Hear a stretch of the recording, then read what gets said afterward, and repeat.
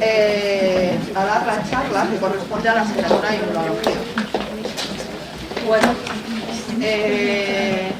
Raquel, nos conocemos hace tiempo, vamos a dejarlo ahí. Coincidimos en el laboratorio trabajando en la tesis, ella. Y desde entonces ella ha trabajado siempre en la unidad de reumatología y patología osteoarticular de la Fundación Jiménez Díaz, y en la actualidad es adjunto de investigación en la Fundación. Tiene un currículum que no vamos a detallar aquí, pero muy amplio, tanto en proyectos de investigación como en publicaciones. Además también es profesora de la Universidad Autónoma, da clase en la Escuela de Enfermería de la Fundación y nos va a contar, como ella ahora misma ahora nos va a desarrollar más, algo de inmunidad innata celular y su activación por factores metabólicos. Muchas gracias por venir. Muchas gracias por invitarme. No necesito, ¿no? Funciona este. Bueno, buenos días. Muchas gracias, Eva, por la presentación y muchas gracias al conjunto de profesores por invitarme y muchas gracias por esta asistencia masiva que me está dejando impresionada. Ya les contaré a mis alumnos qué tipo de asistencia hay en otras universidades.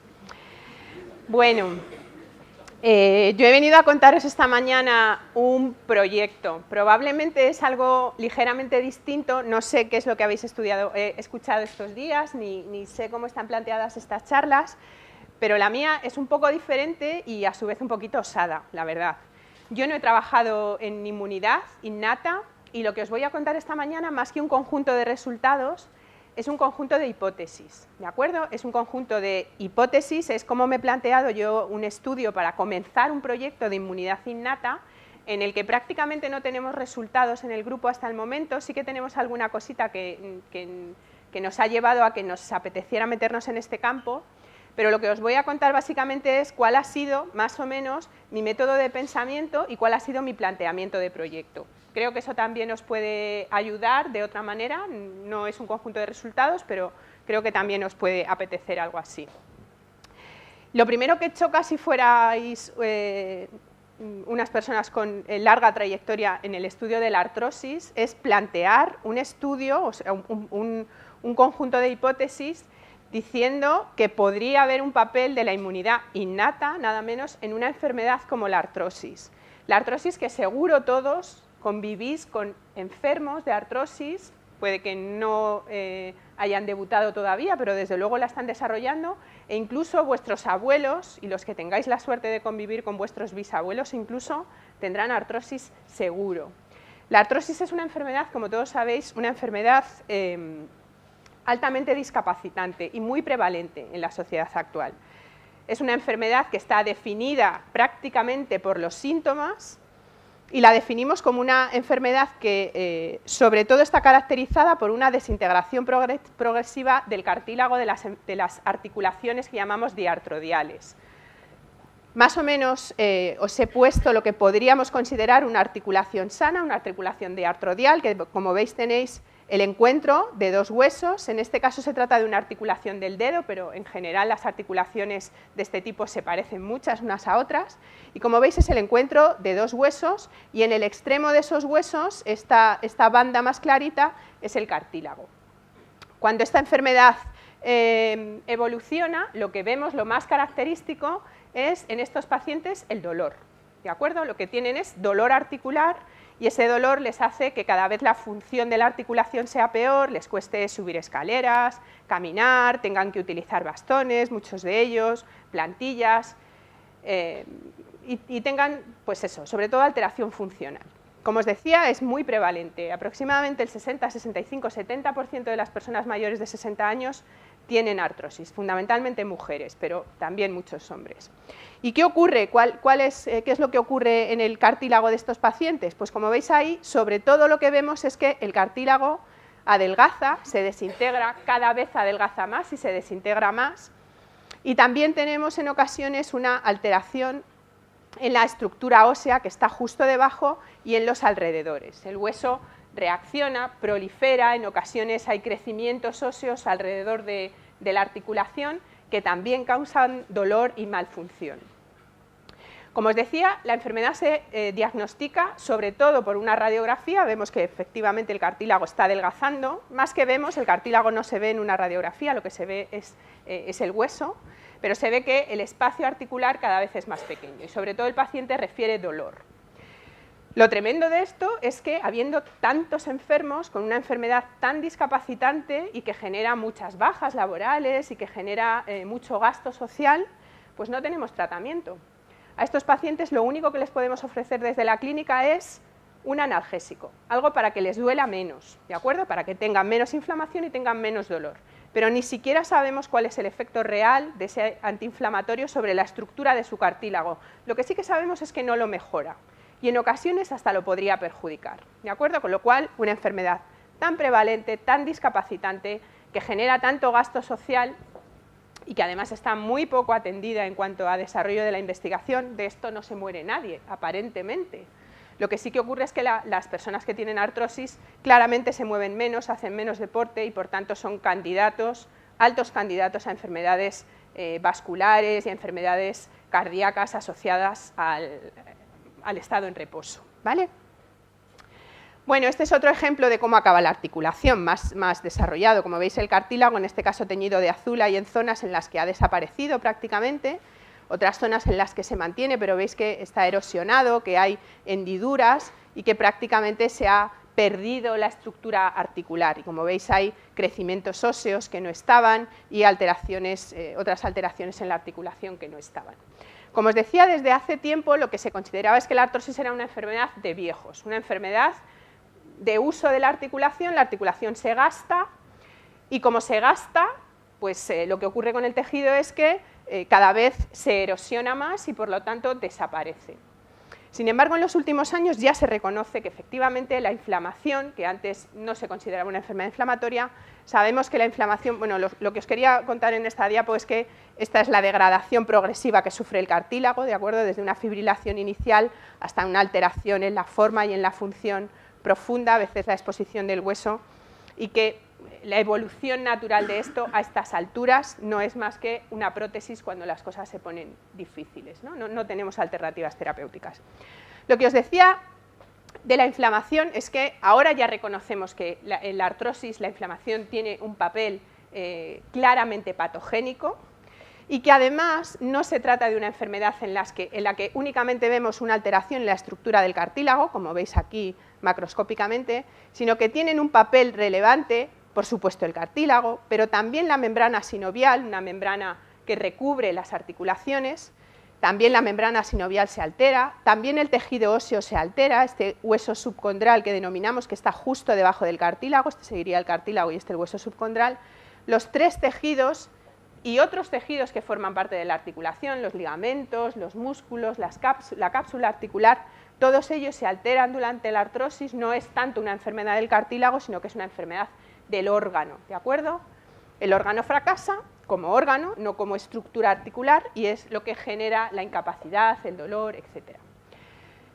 Y os hablaba del papel de la inflamación en la artrosis como un reconocimiento tardío. Hace relativamente pocos años que los investigadores en artrosis reconocen que efectivamente la inflamación juega un papel en la artrosis, no es tanto una enfermedad de desgaste y ya está.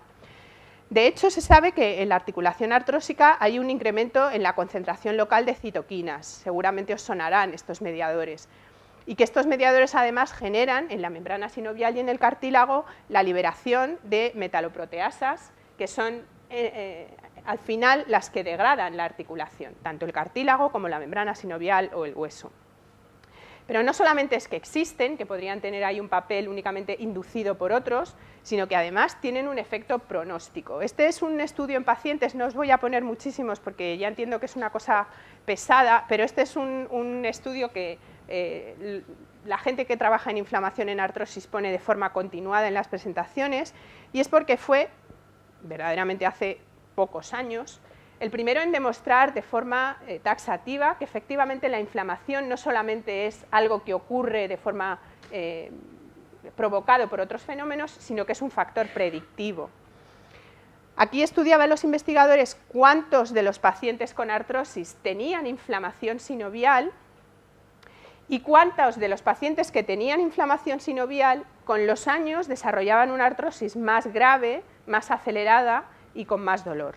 Y lo que vieron es que efectivamente cuando contaban los pacientes que tienen más inflamación en la membrana sinovial, más linfocitos, más linfocitos B, linfocitos T, más macrófagos, más focos inflamatorios, al final tenían una artrosis más grave, más evolucionada y que requería antes poner una prótesis, ¿de acuerdo? Con lo cual, no solamente la inflamación tiene un papel acompañante, sino que verdaderamente tiene un papel patogénico. La siguiente diapo no quiero que os asustéis porque ya veis que es un follón enorme, pero lo que os intento representar es cómo entendemos o cómo se estudia la artrosis hoy en día. Este viene a ser un esquema parecido al que hemos manejado, este sería el hueso y las células óseas, fundamentalmente osteoblastos, aunque también los osteoclastos tienen un papel fundamental. Este sería el cartílago, con el condrocito como la única célula que existe en el cartílago. Esta es una peculiaridad de este tejido, solamente tiene una célula que hace de todo lo que se tiene que hacer en el cartílago, sintetizar matriz, recuperarla, recuperarse del estrés, sin ayuda ni siquiera de vasos. Es un tejido avascular cuando está sano y es un tejido aneural. Luego la única célula que hace todas las funciones que hay que hacer en el cartílago es precisamente el condrocito. Y esto que tendríamos aquí sería el espacio articular, donde está el líquido sinovial y la membrana sinovial, ¿de acuerdo?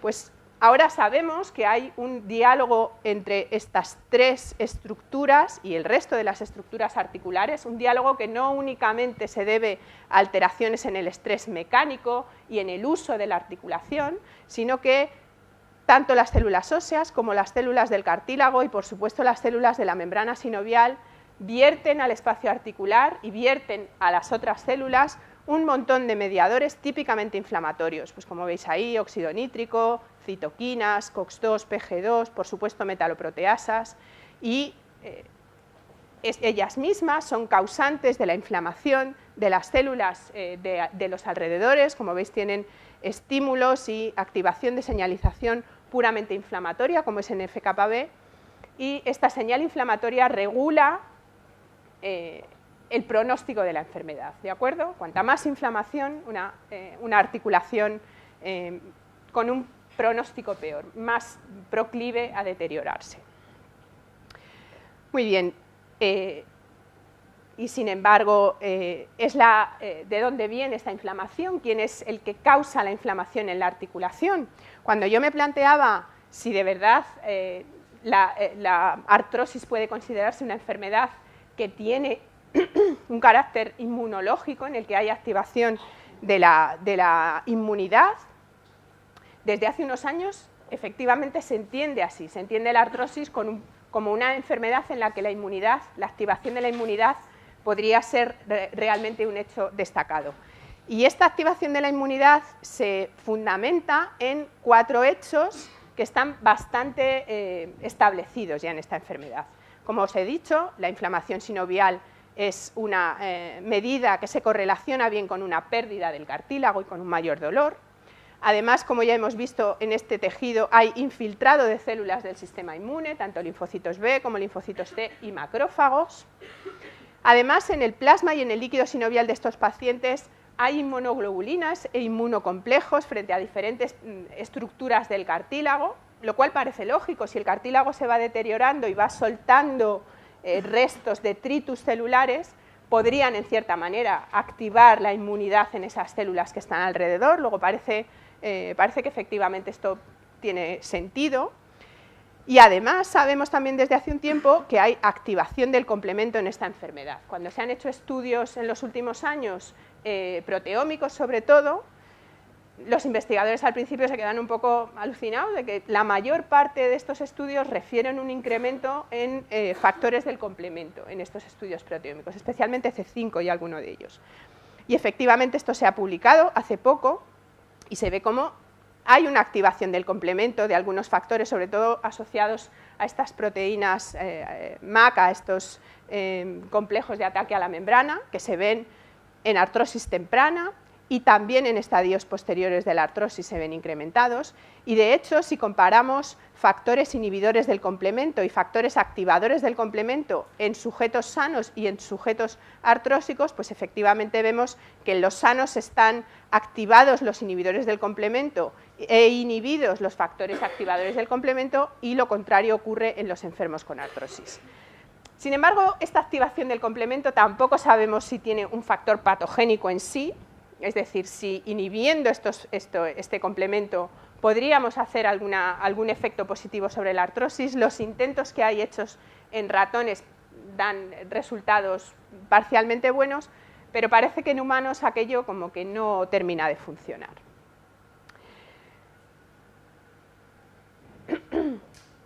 ¿Cuáles son, por otro lado, las causas que pueden llevar a un paciente a tener artrosis? ¿Cuáles son los mecanismos que nos dicen, bueno, vamos a ver, estudiando las causas, a ver si podemos tener cierta idea patogénica del sistema?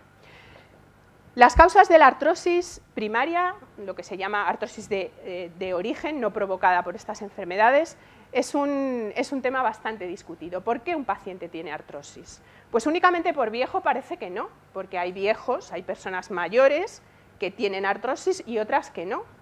Y dentro de la misma persona que tiene artrosis de rodilla, no tiene artrosis de tobillo, no tiene artrosis de cadera, ¿de acuerdo? Con lo cual, es un tema controvertido. Desde hace unos años nuestro grupo propuso, hace 7 u 8 años, una clasificación de por qué hay artrosis, de dónde surge la artrosis primaria, y lo que propusimos, que parece bastante aceptado por otros grupos de investigación, es que la artrosis es una enfermedad que puede tener un claro origen asociado al envejecimiento. Es una enfermedad de personas mayores, eso es evidente.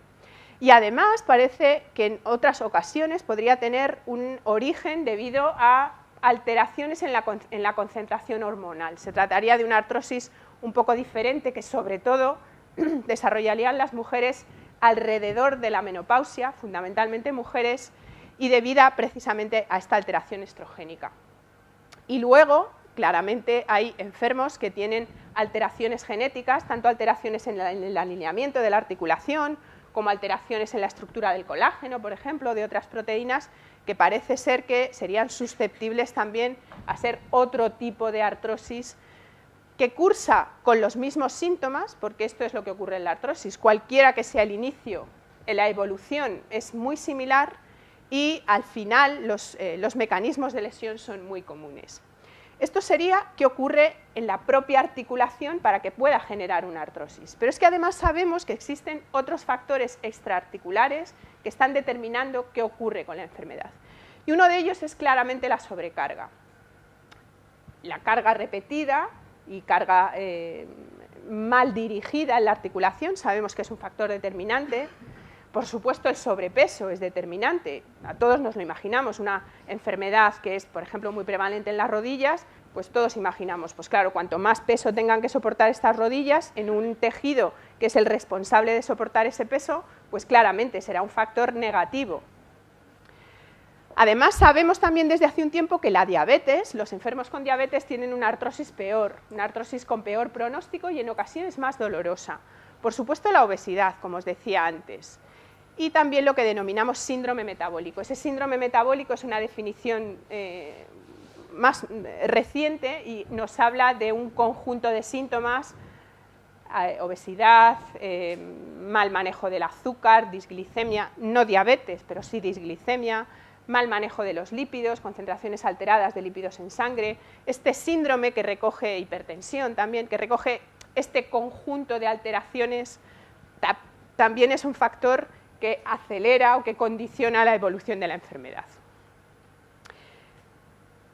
Obesidad, sí, obesidad en cuanto a sobrepeso por alteración mecánica, pero además sabemos que la obesidad no solamente en los enfermos de artrosis genera o puede generar alteraciones ligadas a demasiada alteración mecánica, demasiada sobrecarga, sino que la artrosis puede ser, o sea, la obesidad en estos pacientes puede ir más allá de lo que supone una sobrecarga mecánica. Lo que se ha visto hace poco es que los pacientes con artrosis de manos, que además están obesos, tienen una artrosis peor. Artrosis de manos, que no es una articulación de carga. Si hablamos de artrosis de rodilla, puede ser intuitivo. Y sin embargo, la artrosis es peor en las manos cuando el paciente es obeso.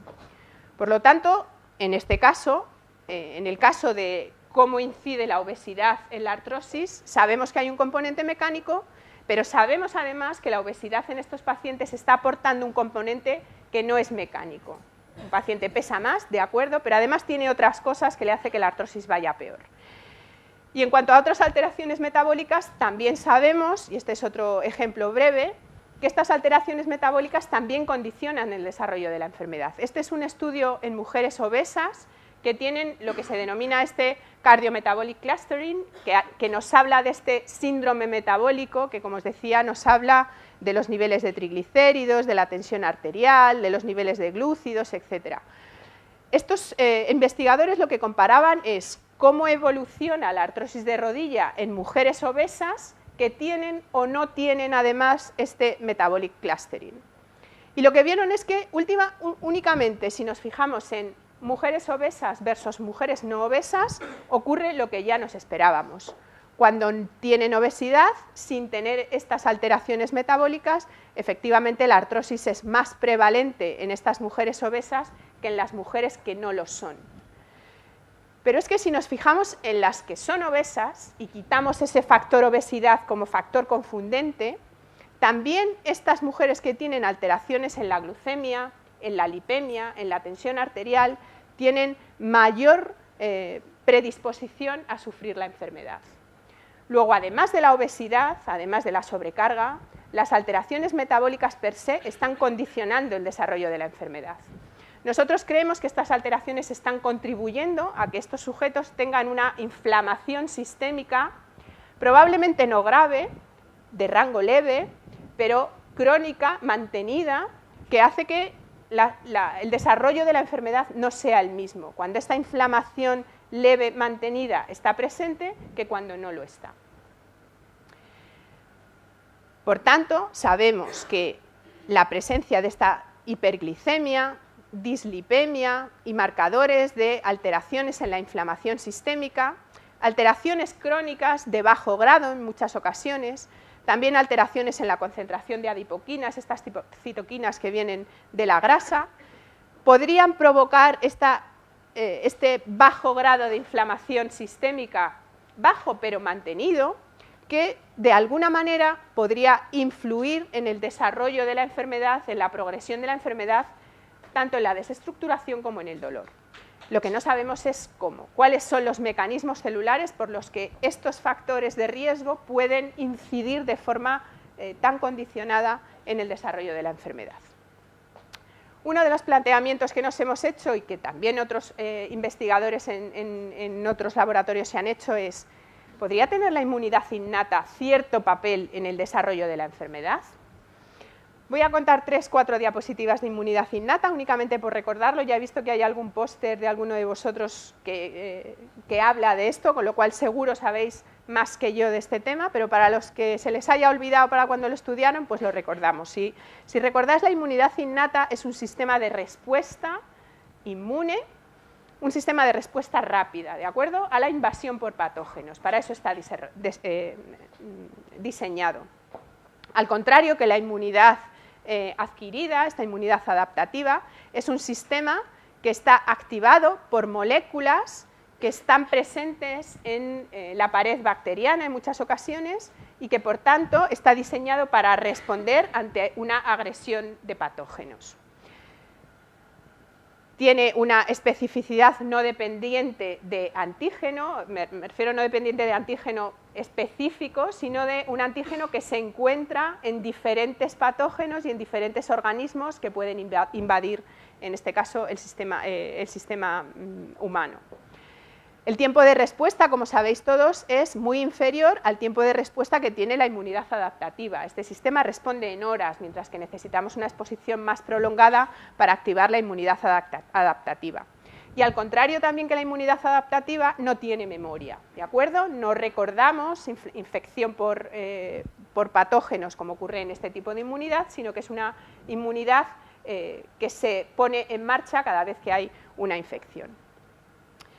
Este sistema inmune innato, como os decía, reconoce productos bacterianos, productos microbianos y de virus que no están en las células de los mamíferos, pues como por ejemplo RNA bicatenario de virus, secuencias CpG sin metilar, proteínas típicas de estos microorganismos, por ejemplo las iniciadas por formilmetionina, que no están en los organismos superiores, lípidos específicamente bacterianos, hidratos de carbono complejos, etc. Estas estructuras que no están en los mamíferos y que son reconocidas por estos receptores de forma específica, pero no específica de patógeno, sino específica de estructura, ¿de acuerdo? Estos receptores que son activados por este tipo de moléculas, o sea, mejor, no los receptores, sino los patrones, estas RNAs, estas secuencias sin metilar, estos antígenos que son reconocidos por estas proteínas y que poseen los microbios, son los que las partículas que se han denominado PAMPs, que son estos patrones asociados a patógenos que pueden desencadenar esta respuesta inmune. Pero es que además existe otro tipo de reconocimiento y de inductor del sistema inmune que no está tanto asociado a la invasión por patógenos, sino que está iniciado por partículas que son del propio huésped y que son partículas o trozos de estructura que están agredidas o sustancias que son liberadas por la célula en presencia de estrés.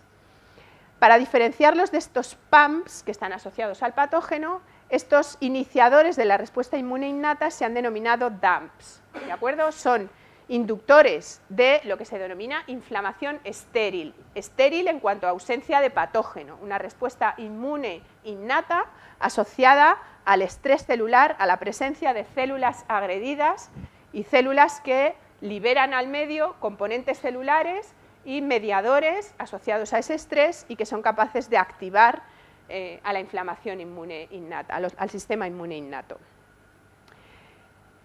¿Qué receptores tenemos en la célula asociados a esta respuesta inmune, tanto de los PAMPs como de los DAMPs? Pues varios tipos de receptores, ya los conocéis. Los toll-like receptors, receptores tanto en la membrana como en vesículas endosomales de la célula, y otros, tipo por ejemplo los NALP, los asociados al inflamasoma, o receptores de RNA viral, o receptores de lectina tipo C, todos estos receptores que se encuentran en distintas células, como sabéis, neutrófilos, macrófagos, células dendríticas, endotelio, pero también en otros tejidos que no son típicamente inmunes.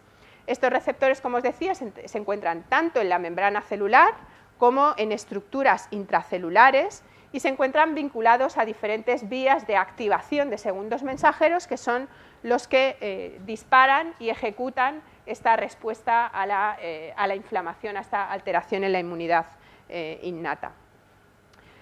De nuevo, por recordar, ya sabéis que especialmente los toll-like receptors, que son una parte en los que he centrado el proyecto, estos toll-like funcionan como receptores de reconocimiento de estructuras DAMPs o PAMPs, y este reconocimiento del ligando se da lugar a una dimerización, homo o heterodimerización de estos receptores, a la activación de estos dominios TIR y a la activación de proteínas adaptadoras tipo MID o tipo TRIF, que son comunes en la mayor parte de la activación de estos receptores. Como veis ahí, el TLR1, 2, 5 y 6 utilizan esta proteína adaptadora, que es transmisora de señal. TLR3, por ejemplo, emplea otra proteína adaptadora, la proteína TRIF. TLR4 emplea tanto la vía MID como la vía TRIF. y puede activar ambas señalizaciones. Y finalmente esta señalización celular, que como os podréis suponer es mucho más compleja que lo que está ahí pintado, activa finalmente vías asociadas a la inflamación, como activación de NF-κB, AP1 también, los factores IRF, IRF3, IRF1, etcétera, que inducen la síntesis de citoquinas, quimioquinas, señalización endotelial, selectinas, etcétera, que lo que hace es inducir la activación de esta respuesta inflamatoria celular como respuesta a esta presencia de DAMPs o de PAMPs en el exterior celular. Pues bien, esta activación de la respuesta inmune estéril podría tener lugar inducida por estos factores de riesgo que vemos en los pacientes, es decir, la presencia de una concentración alterada de glucosa o la presencia de una concentración alterada de lípidos o al menos de algunos lípidos o distinta concentración de hormonas o incluso un estrés mecánico podría inducir la activación de esta respuesta inmune. En nuestro caso, en las células de la articulación, especialmente en los condrocitos. Mi pregunta fue, ¿lo hace en otros sistemas? ¿Es capaz esta alteración de inducir inmunidad innata en otros sistemas celulares que podrían estar en la articulación? Pues la respuesta es sí, esto ya se conoce desde hace un tiempo. De hecho, la hiperglicemia activa de forma crónica TLR2 y TLR4 en células mononucleares circulantes. Se sabe que en pacientes diabéticos esta presencia de TLR2 y TLR4 además correlaciona con una medida de la concentración de glucosa en estos pacientes, como es la concentración de hemoglobina glicosilada o glicada, mejor dicho. Como veis aquí, tanto TLR2 como TLR4 está inducido en pacientes diabéticos y, como os decía, correlaciona con la hemoglobina glicosilada. Esta sería la presencia de la proteína y ahí tenéis estudios tanto de uno como de otro de mRNA. Y cuando ponemos incluso estas células en presencia de activadores de estos TLRs, pues todavía la inducción es mayor. Por lo tanto, al menos en pacientes con diabetes, esto suena que sí. En monocitos circulantes, la hiperglicemia, si no de forma directa a través de otros mediadores, podría tener que ver con la inducción de la inmunidad innata. Si vemos estudios in vitro, también se ha visto la glucosa como un inductor directo de inmunidad innata. Esto también está hecho en células mononucleares y efectivamente se ve que no es solamente que active la presencia de TLR, sino que además estos adaptadores de la respuesta, MID88, IRAC, también están inducidos en presencia de concentraciones altas de glucosa, al menos en células mononucleares. Como veis aquí, MID88 es inducido en presencia de altas concentraciones de glucosa, también IRAC, fosfo-IRAC en este caso. Y cuando coprecipitamos o inmunoprecipitamos TLR2, inmunoprecipitan junto con el TLR2 estructuras, MID88, IRAC, precipitan juntas, se activan juntas únicamente inducidas por glucosa. Pero es que además, cuando noqueamos estos receptores, tanto TLR2 como TLR4, aquí veríais cuál es la inducción de citoquinas proinflamatorias cuando ponemos el medio en presencia de concentraciones altas de glucosa. Este sería un control hiperosmolar. Cuando vemos qué efecto tiene la glucosa, vemos que efectivamente induce IL-1, induce MID, induce IRAC, fosfo-IRAC, y esto tiene como consecuencia seguramente esta inducción de IL-1 y también de IL-6, y cuando noqueamos TLR2 o noqueamos TLR4, disminuye sensiblemente la síntesis de citoquinas, con lo cual, efectivamente, la glucosa parece que está alterando, al menos en células mononucleares, está alterando la respuesta inmune innata, y el control de esa respuesta inmune innata efectivamente podría tener un efecto significativo sobre la inflamación de estas células. No he traído más ejemplos, pero hay muchísimos en otras células circulantes y también en otros tejidos residentes. Hay algunos experimentos, por ejemplo, en tejido cardíaco, inducido no solamente por glucemia, sino también alteraciones que se inducen por concentraciones alteradas de lípidos. Y también hay alguna publicación que habla de la participación de los TLRs en el estrés mecánico. Este, por ejemplo, es un experimento de estrés mecánico por fluido, por aumentar la velocidad sobre la que pasa el medio sobre las células, y lo que ven estos investigadores es que efectivamente aumentar el estrés mecánico aumenta las citoquinas, ya lo conocíamos, pero es que además aumenta la presencia de TLR, en este caso TLR4, en la membrana. Como veis aquí, cuando las células están en estrés mecánico, efectivamente la inmunidad innata se induce en estas células. Nuestra pregunta fue, ¿y esto ocurre en la articulación? ¿Esto podría tener lugar en el condrocito? ¿Podría tener lugar en el sinoviocito? ¿Estas células tienen un sistema inmune innato que activar? Pues efectivamente lo tienen. Este es un estudio en condrocitos. Los condrocitos expresan todos los TLRs que se han descrito en células inmunes en humanos, ¿de acuerdo? TLR1, TLR2, como veis ahí, hasta TLR9. Lo expresan, con lo cual, pues probablemente para algo lo expresan. Pero es que además lo regulan. Cuando ponemos citoquinas proinflamatorias, y L1, TNF, LPS, por supuesto, TLR2 y TLR4, se ve fatal, pero os prometo que está, se induce en presencia de estas citoquinas proinflamatorias en condrocitos. Luego, efectivamente, el sistema está y el sistema funciona. Y en artrosis podemos tener algún cambio. Vemos que efectivamente esto podría acompañar la enfermedad. Pues sí, efectivamente la acompaña.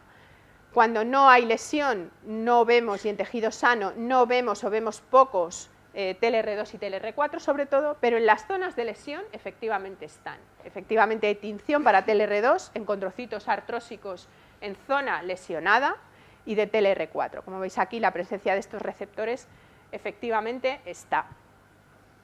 Tiene un papel sobre la evolución de la enfermedad. Podemos medir que algunos mediadores alterados en la enfermedad tienen como resultado alteración en estos mediadores.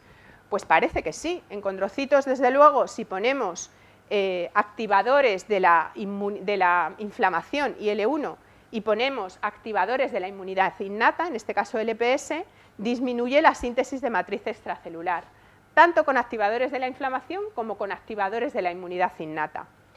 Y sin embargo, si lo hacemos sobre condrocitos que no tienen TLR4, pues efectivamente la inflamación sigue haciendo lo mismo, pero la respuesta a inductores de la inmunidad innata ya no es tal. Y además en la síntesis de estos factores también parece que tienen, de factores inflamatorios, también parece ser que el bloqueo de la inmunidad innata podría tener cierto papel. De nuevo, en condrocitos wild type, la IL-1 induce la síntesis de la propia IL-1, mientras que si noqueamos TLR4, la IL-1 ya no induce LPS y sorprendentemente la inducción de IL-1 también podría estar mediada por activación de la inmunidad innata. Luego sí, parece que sí, inducen mediadores y regulan la respuesta inflamatoria a la presencia de mediadores proinflamatorios.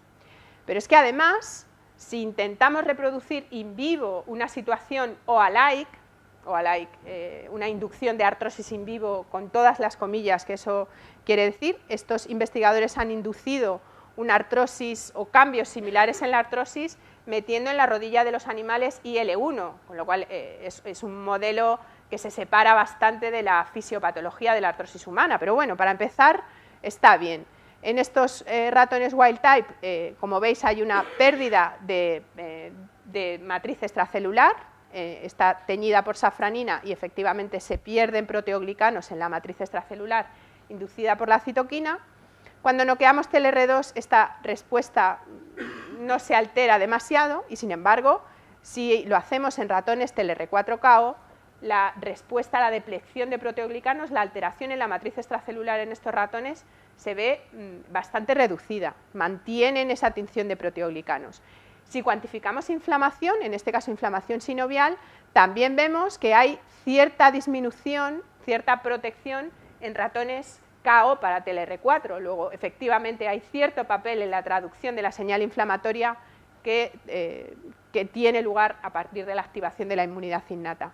Y desde luego la erosión del cartílago es dependiente de la presencia sobre todo de TLR4. El daño en el cartílago, la erosión articular, es mucho menor en estos ratones que tienen noqueado el TLR4 en comparación con los ratones wild type. Luego, efectivamente, hay un papel, se activan y desactivando estos receptores podríamos, en cierta manera, controlar la respuesta inflamatoria. Os decía que en el laboratorio estamos empezando a hacer esto, estamos empezando a estudiar la respuesta inmune innata y a mí me apetecía hacer algo con estos estudios y plantear un proyecto en este sentido, inducida por unos pocos resultados que además fueron casi no buscados. Nosotros empezamos unos cuantos experimentos que hemos hecho de inmunidad innata porque nos llegó al laboratorio de una manera un poco insospechada esta molécula, el shogaol. El shogaol es un derivado del jengibre. Ya sabéis lo que es el jengibre, una raíz que se utiliza a menudo, que es utilizada en la alimentación. No es muy europeo, es más bien asiático, pero este mediador se utiliza en la alimentación y la medicina ayurvédica, incluso la medicina china tradicional, lo recomendaba como una medicina natural, pues por ejemplo en gente que tenía vómitos, que tenía mareos, incluso en gente que tenía dolor articular.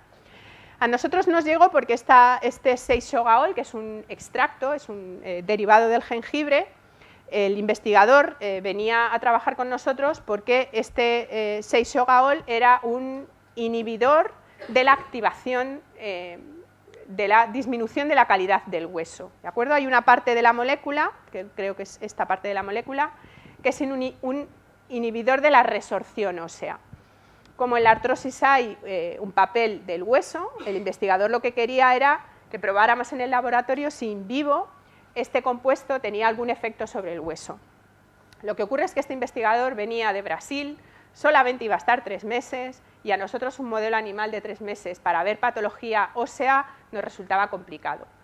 Y en el mientras tanto es, bueno, pues como lo del mediador óseo es complejo, vamos a ver si este fármaco tiene cierto papel en la actividad o en el metabolismo de los condrocitos en cultivo. Lo que hicimos fue ver cómo afectaba la viabilidad.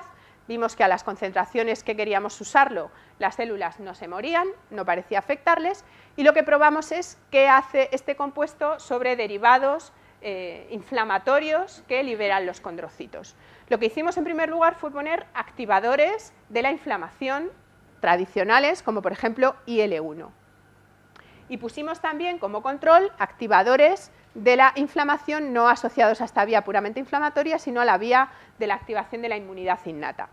Y lo que vimos es que efectivamente este shogaol, además de ser un modulador de la actividad ósea, que lo habíamos dejado aparte, también resultó que disminuía la inflamación, tanto inducida, en este caso inducida por IL-1, tenía cierto papel, aunque no significativo, pero donde sí que parecía tener un papel sorprendente era en la activación de la inflamación inducida por activación de LPS, por inmunidad innata.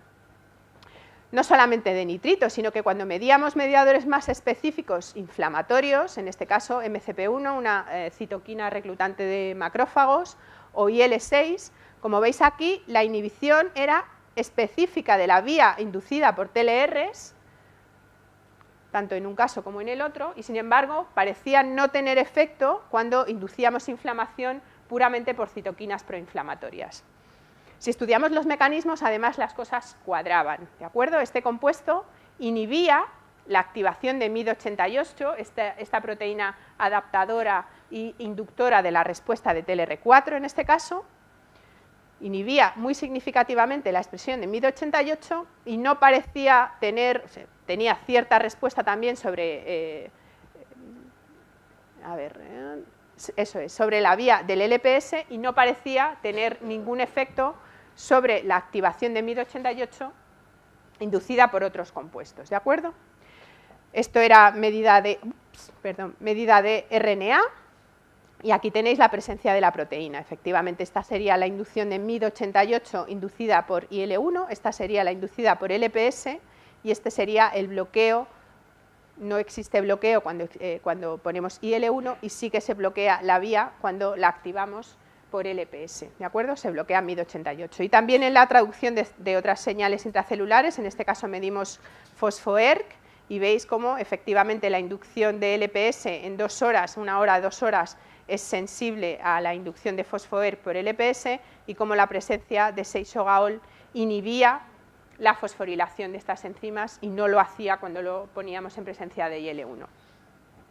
Únicamente como dato, pero para que veáis que también la ciencia española patenta, esta molécula está patentada por el laboratorio, para ver si encontramos un novio que nos ayude a poner la pasta y desarrollarlo como posible fármaco en el tratamiento de la artrosis, porque como veis, en la misma molécula estamos viendo un efecto antiinflamatorio activador de la inmunidad innata, o inhibidor de la inmunidad innata, mejor dicho, y por otro lado tiene un efecto beneficioso también, como vimos después, sobre la actividad, sobre la resorción ósea, ¿de acuerdo? Así que estamos en eso, lo hemos patentado, y estamos en ese Death Valley de las patentes, a ver si salimos en alguna ocasión.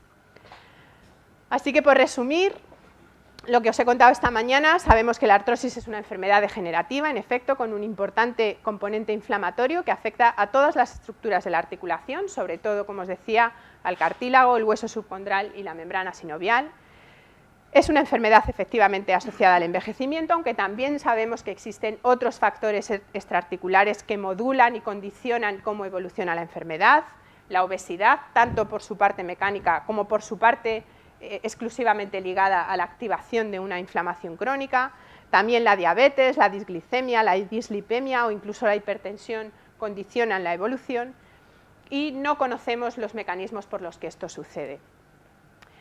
A su vez, los condrocitos, los sinoviocitos y otras células de la articulación tienen receptores de activación de inmunidad innata, como los TLRs, y vemos que estos receptores son activos, median una respuesta inflamatoria y procatabólica con características similares a cómo se regulan y cómo se alteran estos mediadores en la artrosis. Por tanto, nuestro proyecto se basa en esta hipótesis. Creemos que estos factores de riesgo podrían utilizar de forma crónica la maquinaria celular de activación de inmunidad innata en los diferentes tejidos, en el cartílago ya lo hemos visto, pero también en otros, en los sinoviocitos o incluso en el hueso, y contribuir de esta manera a la perpetuación del daño articular en la articulación.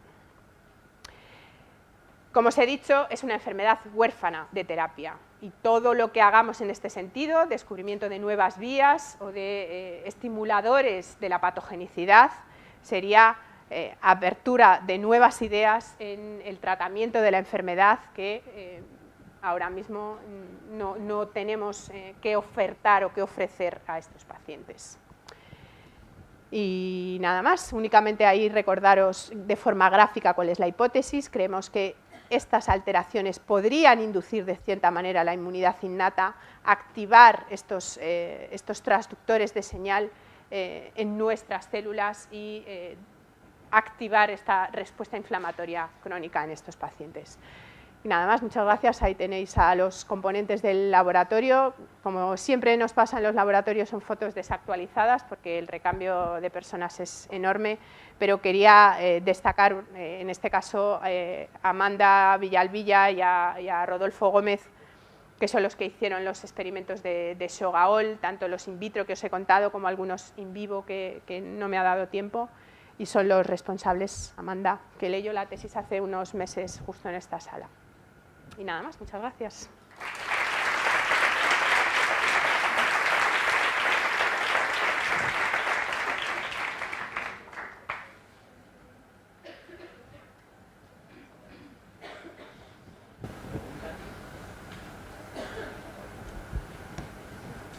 No, como ayer no.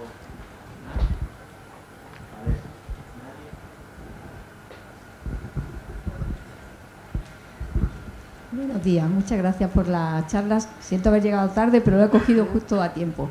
Me ha llamado la atención, yo soy microbióloga, entonces, claro, he puesto el foco en un aspecto que me ha parecido que tenía que ver con la microbiología. El activador LPS es lipopolisacárido microbiano. Bacteriano, sí. ¿Y de qué tipo? De una gran negativa, pero de una específica, un compuesto purificado, ¿lo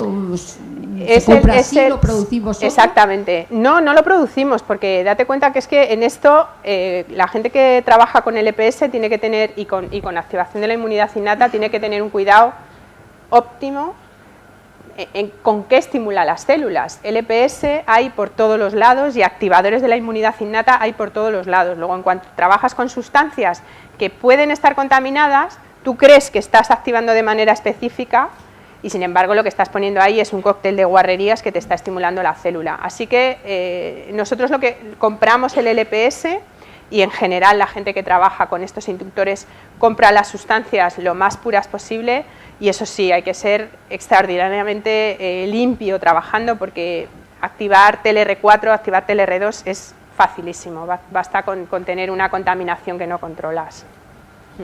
Gracias.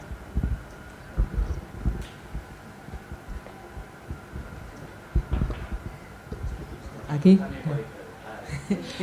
No, yo desde la ignorancia más absoluta, pero vamos, ya me he quedado que cuando salga de aquí voy a comprarme jengibre. ¿Cómo se puede uno asegurar que el compuesto este, el soaol, llegue a la articulación? Claro. Y no actúe a nivel sistémico. Claro. Buenísima pregunta.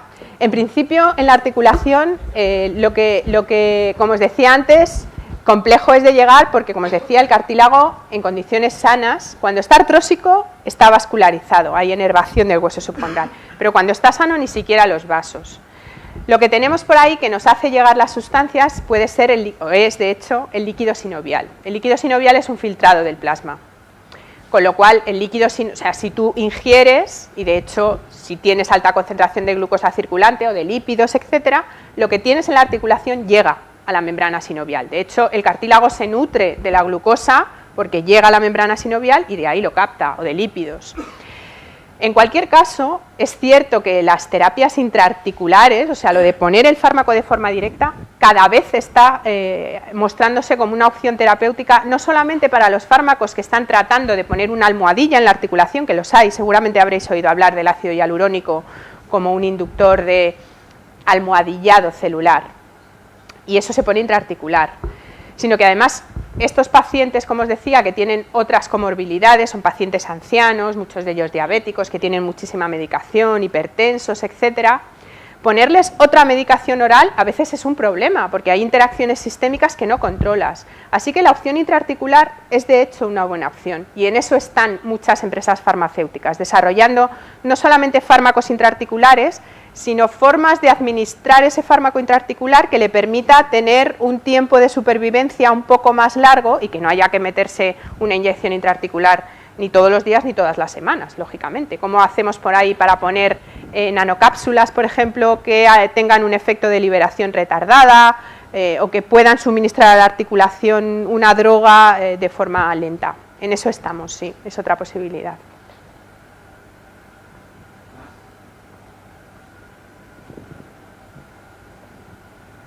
De momento nos conformamos con que una empresa farmacéutica nos sintetice el sogaol y nos lo deje para dárselo o para ponérselo, lo que haga falta. En eso estamos.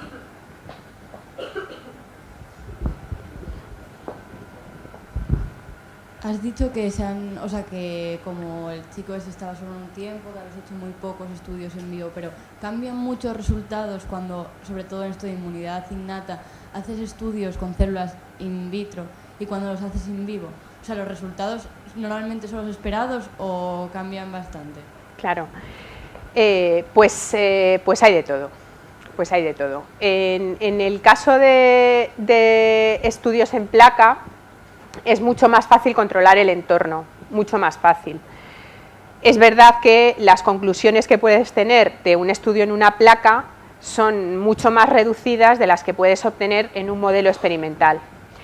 Pero es que además el modelo experimental tiene sus complicaciones. Yo os decía antes un modelo en ratones que se llama en la literatura o que le hablan como OA-like. Un OA-like que está inducido por meterle en la articulación un factor inflamatorio. Bueno, pues nos podría valer, en la articulación artrósica hay inflamación, pero eso no se parece mucho a lo que le pasa a un paciente. Nosotros intentamos solucionar, darle otra respuesta, que es induciendo una artrosis, en nuestro caso, haciéndoles a los conejos, en nuestro caso son conejos, una inestabilidad en la articulación, de manera que, como tienen la rodilla inestable y se tienen que mover para conseguir alimento, pues generan una artrosis que pueda ser parecida a una artrosis a la que puede generar un deportista que ha tenido la famosa, ¿cómo lo llaman? El triplete, o no me acuerdo ya cómo lo llaman los futbolistas, que es, sí, la sección del cruzado y daños también en el menisco. Lo que yo le hago nosotros, lo que les hacemos a los animales es precisamente eso. Les seccionamos quirúrgicamente el cruzado y les quitamos un trocito de menisco. Con lo cual hacemos una artrosis parecida a la artrosis humana, pero a una artrosis humana peculiar, que se debe a un trauma, a una artrosis por inestabilidad. Hay otros grupos que lo que hacen es alteraciones genéticas en la calidad del colágeno. Pues también eso tiene ciertas cosas comunes con la artrosis humana. Pero tanto los estudios in vitro como por supuesto los estudios in vivo intentan remediar una situación patológica humana y todos con sus limitaciones.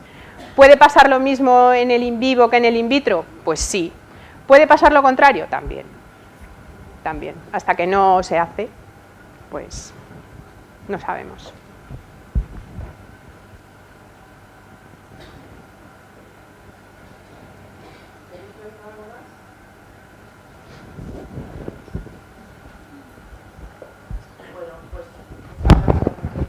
Muchas gracias. Muchas gracias.